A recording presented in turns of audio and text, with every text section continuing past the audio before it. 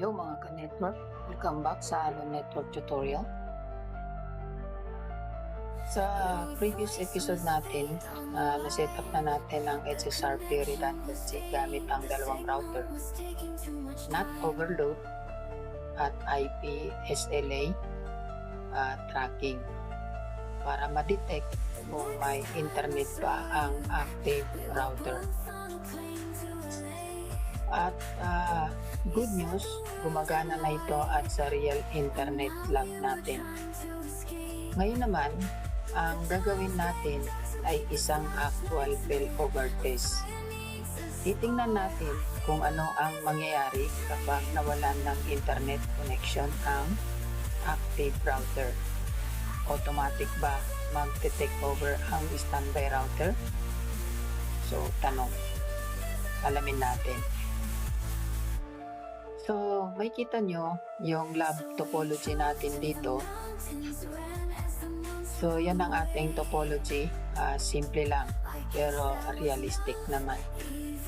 So, isang PC, gamit natin laptop. Tapos, dalawang layer 2 switch. Nakikita mo naman ito. Layer 2 lang yan. Tapos, dalawang router, Cisco router. Okay, so ang PC natin ay nakakabit sa LAN switch. Ito. At ang default gateway niya ay ang HSRP Virtual IP na 192.168.10.1. Sa dalawang router naman, kay R1 ay kasalukuyang active router at si R2 naman ang standby router.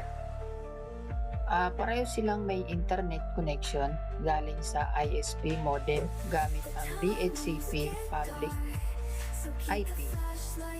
So, step 1 natin, i-verify natin yung HSRP status.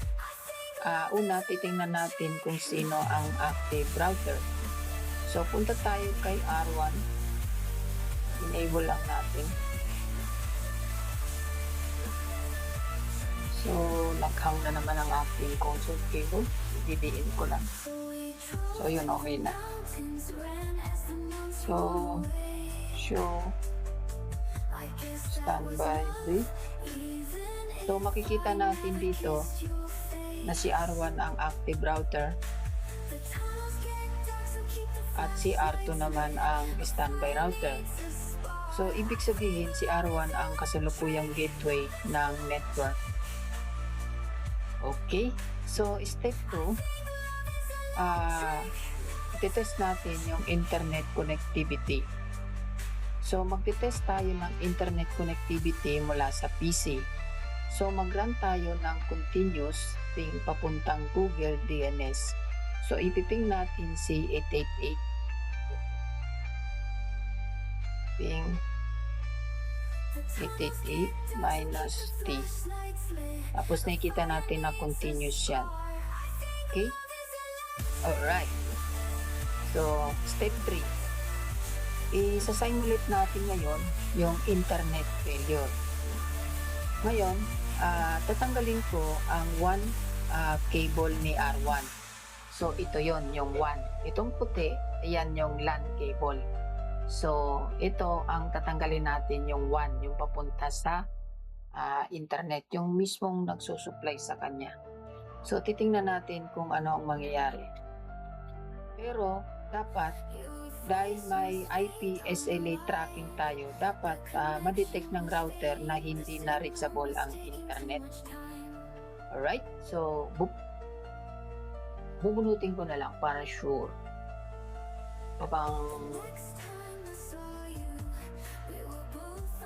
Ano mangyayari? Yun, request timeout. Bah, dalawa na. Destination unreachable. Play tayo dyan. Timeout. Ayun. Bumalik na. Kinabahan ako din. Mga pati. So, step 4. Sa router natin, pwede natin i-check ang tracking status gamit ang command na show track. So, show Patay na naman yung aking ano. Iliin ko lang. Show track. So yun, makikita natin dito na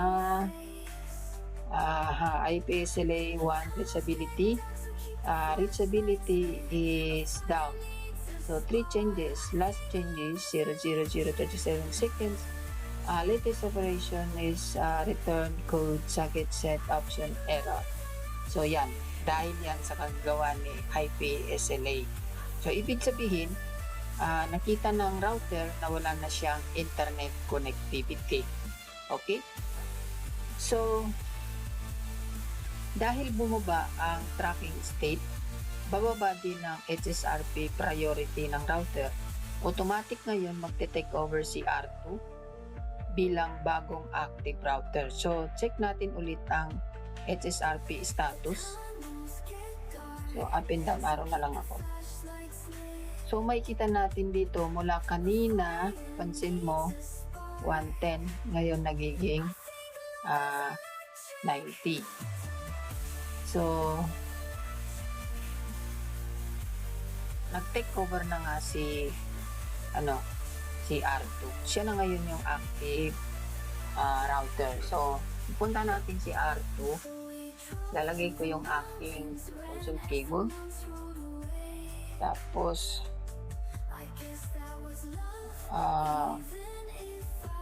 show standby brief. So, nakikita natin na active na si R1. R2 pala. So, ayan na si R2. Active na siya. So, babalik ulit tayo doon kay R1 dahil ito yung bida eh. R1 ang bida din. Alright. So, ayun nga, nakita natin show track, knockdown. Tapos, show standby brief. Nakita natin na siya na ngayon yung standby. So, habang nangyayari ang failover, tuloy pa rin ang ping natin. So, makikita nyo na tuloy-tuloy pa rin yung ping natin. So, ibig sabihin, kahit nawala ng internet ang primary router, tuloy pa rin ang connectivity ng network. So, ito ang kagandahan ng router redundancy sa enterprise network. So, step 7. Ngayon, ibabalik natin ang one cable ni R1. So, dahil naka-enable ang preemption, babalik ulit si R1 bilang active router.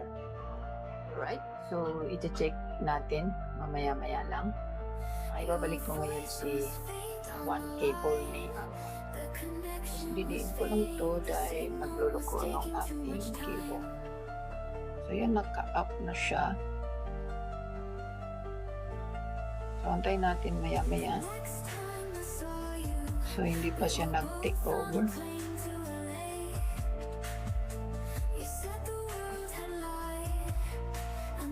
So, antayin lang natin.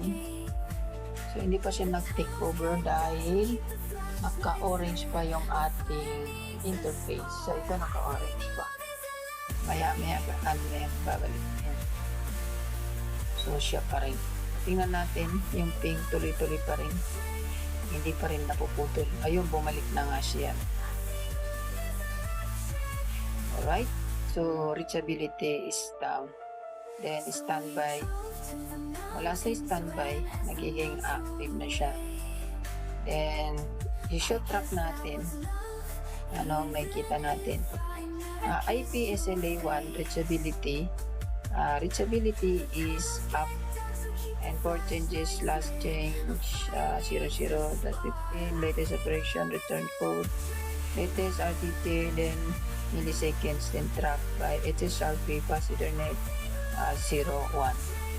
Alright, just check natin yung standby brief. So yun, siya na nga ang active router natin. Alright? Alright, so sa episode na ito, nakita natin kung paano gumagana ang HSRP failover gamit ang IPSLA tracking. So kapag nawala ng internet connection ang active router, automatic magte-take over ang standby router para hindi mawala ng connectivity ang network. So ito ang isa sa mga ginagamit na design sa Enterprise Edge network para masigurado ang high availability. Alright, so kung may natutunan kayo sa video na ito, don't forget to like and subscribe sa Alon Network Tutorial. Sa next episode naman, pag-uusapan natin kung paano mag-troubleshoot ng NAC at internet connectivity sa Cisco routers. So maraming salamat mga ka-network at see you sa next episode. Alright, let's go!